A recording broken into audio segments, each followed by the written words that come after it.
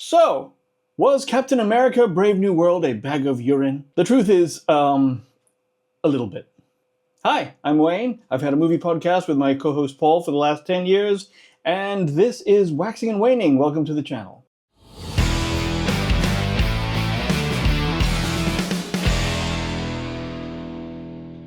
Let's talk about Captain America Brave New World. Here's the thing. I love spy thrillers. I've always loved spy thrillers. I love Marvel films. I'm not a hater. And there's lots out there who were saying a lot about this film, who were talking about the fact that there was 7 reshoots, which, by the way, is not uncommon. And people were crapping on Anthony Mackie, saying that he's no Captain America, he can't fill the shoes, he's not superpowered. And I guess, while I do kind of still think that Bucky should have been the new Captain America, I will also say that Anthony Mackie is actually a great actor. And I've liked him in lots of things. I think he's carried movies as the lead well lots of times.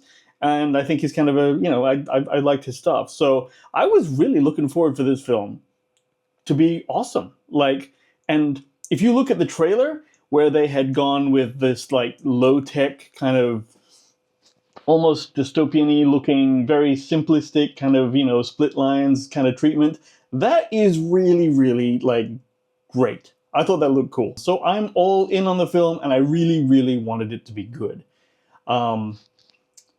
It wasn't that good, but it wasn't terrible. I think it was just, we'd waited so long for this film that it looked like I don't know. I was personally really, I was hoping for a lot, and it's always the expectations that kill you.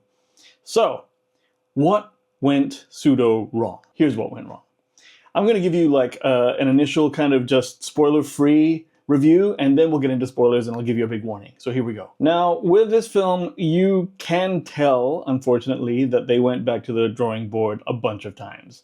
And there's been a lot of reports out there as to what happened with the production and how they had to, change the story and do things a lot of times. Again, not that uncommon, but unfortunately, when you look at this film, you can tell where they cut big chunks out, because a lot of the threads that start, a lot of the characters that are in there don't have a lot to do and don't even say much, and as a result, you don't necessarily know why they're there, and it doesn't serve the movie well, because it makes it feel disjointed. I feel like, don't get me wrong, I love a good 90-minute movie, and usually I'm happy that it's not 3 hours or whatever, or even 2.5 hours, but this is one of those films that probably could have benefited from being a bit longer, so we could have some space to enjoy and find out and learn about the characters. So that was a problem. I know why they did it, because when you are trying to get your money back on a film where reportedly they've used, they spent a boatload of money on this film, a shorter film can have more screenings during the day, so you're more likely to get your money back. So I know why they did it. It's just unfortunate that it didn't work for the film. I think the real issue is that because of those cuts and because of all of the rewriting, the film doesn't really know what it wants to say. I don't quite know why this film is here. Because in this film, it's largely about Captain America addressing his misgivings about replacing Steve Rogers and proving his right as the replacement, and moving within the government system as Captain America, and addressing injustices. Which is fine, but that's what the Falcon and the Winter Soldier was about. That series that he was in before this, that was dealing with all of this. And now it's years later and we're doing the same thing? What? I don't know. It didn't...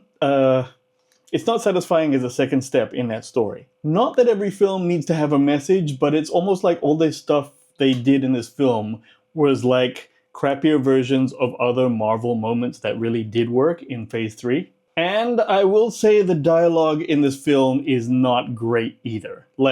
They've got moments between the lead characters, and it's meant to convey their friendship and that they like each other, but it just doesn't play quite so well. It looks like they're saying lines to convince you, the audience, of their connection, rather than actually just having a connection that you're privy to. So I think, I'm not sure what happened with the dialogue, but it's not snappy like it was in the Avengers and stuff. It's contrived, and that doesn't help the film. In fact, a large proportion of the lines just seems like exposition. Like, it's not, it's more to sort of get you up to speed with the fact that you're dealing with a bad guy who's, 20 years ago there was a movie with that bad guy in it, and now he's back. So they got to catch you up. And again, 90 minutes means a lot of the percentage of the dialogue is just keeping you up to speed. Not fun, not fun. I had a couple of moments in the film, not all of it, but maybe like towards the end of the first act, where I was noticing that I was kind of bored. Again, in a 90-minute film, you have no time to be bored. That means there's a problem with the writing or the pacing, or you need action every 10 pages in a show like this. There were stretches where there weren't any. Again, that is fine if there's heaps of intrigue and like a really interesting plot and something that draws you in as an audience member, makes you sit forward in your seat. But I didn't get that. So there's another issue with it. But let's talk about what's good about the film, okay? Not great, but good, okay? And I think that the fight sequences, the action sequences, were pretty good. They weren't as good as maybe they were trying to be, but Anthony Mackie is selling the action relatively well, especially since he's not superpowered. He's doing cool things like the spinny kick thing. That's kind of cool. And there was a sequence where he boots the shield and the camera follows it around the room. That was really good. We could have used more of that. And there's an aerial sequence over the big Tiamat thing that was really good. I thought that looked great. So it's definitely, like I said, it's not a terrible film. It's fine. It's just fine. The Red Hulk thing was also okay.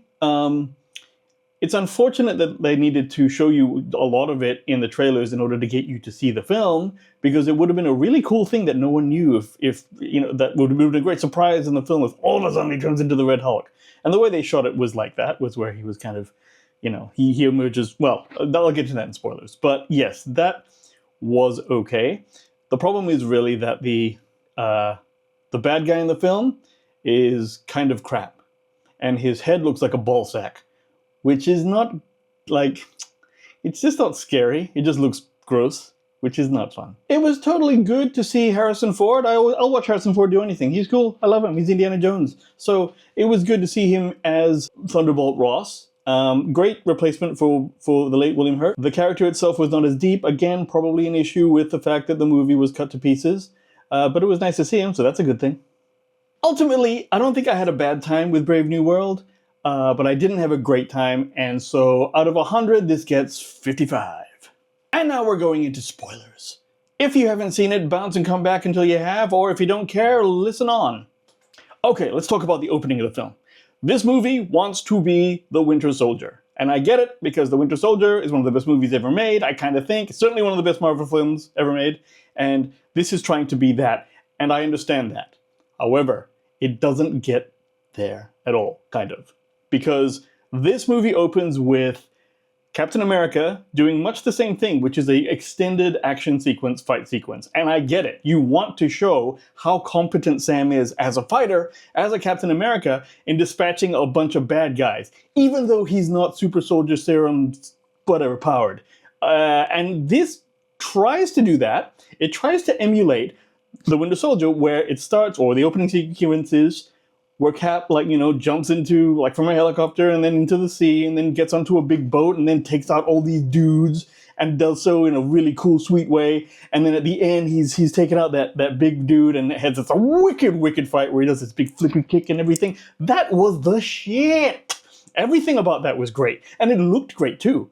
And this here, what they're doing here, is just not as good. And the reason for it is that the set piece is, one, in some nondescript kind of open air place during the day, and it just wasn't as cool as Captain America jumping in at night on a boat and sort of clandestine taking out people until he has to bust everyone's ass. This was, again, serviceable action where you could see that he's got a skill set and that kind of thing. It wasn't all that. Again, it wasn't a patch on the Winter Soldier, but I was enjoying the fact that he's kicking ass now, Underneath all of the ass kicking, you still, as an audience member, know that he's, although a really good fighter, he's probably no better than, say, Hawkeye, okay? Don't get me wrong, I love Hawkeye, but it ain't Captain America, see? So I think that's the problem we're getting here. Let's get on to the characters, specifically the bad guy, who is arguably the leader. Okay, So here we have Tim Blake Nelson reprising his role from the Hulk movie for like 100 years ago, all right? He is a total one-note character.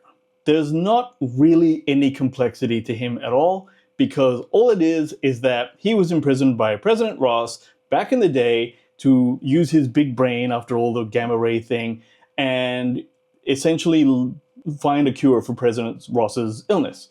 And as a result, he's now really, really pissed and just wants to get back at President Ross, and does so by dosing him up secretly with a drug that turns him into the Red Hulk. But the way the leader gets defeated in this film is so like workaday. It's just, he gives himself up, basically, and then gets arrested, and that's that. And I'm like, what? He wasn't even defeated. He kind of allowed himself to be arrested. And it doesn't even really make sense why he did that. Like, it would be, unless, I guess they're planning on something in future films as to why he allows himself to get arrested and then infiltrate from within. But as a narrative for this film, it's like, is that it? That's it. So I didn't find that at all interesting. And again, the ballsack head. I know it's ironic that a bald man is calling ballsack head to someone else, but it was shit. It was a bit shit looking. Then they cast a small child to play the head of the president's security detail, Sabra. I don't know what the hell was going on with this, and this was a very odd casting choice, but essentially, there's this 3-foot-tall woman who is the head of the Secret Service. And it turns out that she's an ex-Black Widow, and I guess that would be interesting if I had any idea what to think about her. Her part, I assume, was cut so heavily that she kind of doesn't say shit. She just reacts to a few situations and protects the president when the shooting thing happens. And then you don't know why she, as a Black Widow, became the security head. You don't know what allegiance really she has to Thunderbolt Ross. You don't know why she does anything other than she's kind of supposed to be a good guy. And that makes for a really hollow character. And of course there's the problem where she's 3 feet tall and she's taking out dudes literally 2 times her size. And I'm like, physics people, that's always bothered me though. Look, I understand she's supposed to be an ass kicker and so on, but the way you take out people bigger than you is not by jumping on them and then they're like, oh, what can I do, man? I'm knocked over. It doesn't work like that. But anyway, that aside, it was a really, really, it was kind of a shit character. I will say that. It's a shit character. Sabra is shit. Thunderbolt Ross. When did he turn into such a pussy? Like, when all the other Avengers films, the William Hurt Thunderbolt Ross was just an asshole. And he had a really clear agenda to just like, fuck these superheroes. We don't like this. You people do this badly. And he was authoritarian and they were all against him. And I guess that was a useful position because he was more dangerous than the leader in those last films. This film, I understand that he's mellowed with age and stuff, but he's kind of like nondescript crap-ish because he's affected by the fact that he's estranged from his daughter. Completely understandable. But the whole movie, he's like wildly agreeable. He's like, Sam, I want you to be an Avenger person. And he's doing things that people say. The only time he shows any moxie is when he's being overrun with stress and the pills are messing with his head. And now he's getting gruff and pissed off with people and stuff like that. But that's the only time it happens. And then the rest of the time, it's him turning into the Red Hulk at the end, which, great, that's what the movie's about. But that fight with Cap at the end, the big fight, the big set piece, that was like over in like seemingly a minute. And while we're on that, so he turns into the Red Hulk, the security people just shoot at the president immediately without even thinking. I'm like, okay, I guess that's a thing. It obviously bounces off him, and then Captain America, I guess cleverly, lures him away from the populace and flies towards like some place where there's a shit ton of cherry blossoms. And that is paid off because earlier in the film, he makes mention that that's where he used to take his daughter and they used to look at the cherry blossoms. And again, he misses his daughter. I get all that. That's fine. Take him somewhere, have the big fight, cool.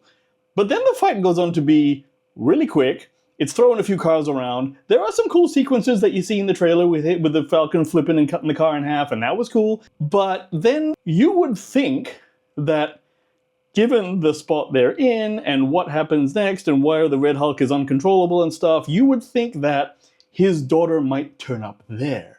which she does later on in the film, but not there. And I guess and I think there's actually shots of Liv Tyler being on that set, which they must have had as an option for one of the cuts, but I guess it didn't test well. And then they obviously did this, which is that Captain America doesn't actually defeat Red Hulk with ingenuity or skill set or power or anything. He just counsels him down. So, which does make sense because Anthony Mackie in the previous films was a grief counselor for veterans and stuff like that. So I do get that is the point. It's like Captain America isn't superpowered, but his superpower is that he's a counselor. Okay, I guess he's a counselor. But it doesn't allow him as much agency as having actually defeated him, know what I mean? And then that means that Red Hulk Red Hulk gave up. And that's how he was defeated, just like the leader. See, they could have done something with this to give Captain America more agency, just like they did in Justice League, where if it was Sam's idea to bring the daughter to President Ross and lead him to that spot so she could talk to him, he still gets to win. He still gets to be the smart guy who did it. That's what Batman did with Lois Lane in the Justice League film. They didn't do that here, though. Again, it must have tested badly, and then they changed it, and now it's just this. Oh god, Sidewinder! How could I forget? Sidewinder is played by Giancarlo Esposito, who was replaced at the last minute. He did another guy, but this is supposed to be the baddest badass who could whoop any ass and has a shit ton of guns and is more than a match for Captain America. But, holy crap, I don't know who made this decision. But, look, Giancarlo Esposito is like 66 years old now, I think.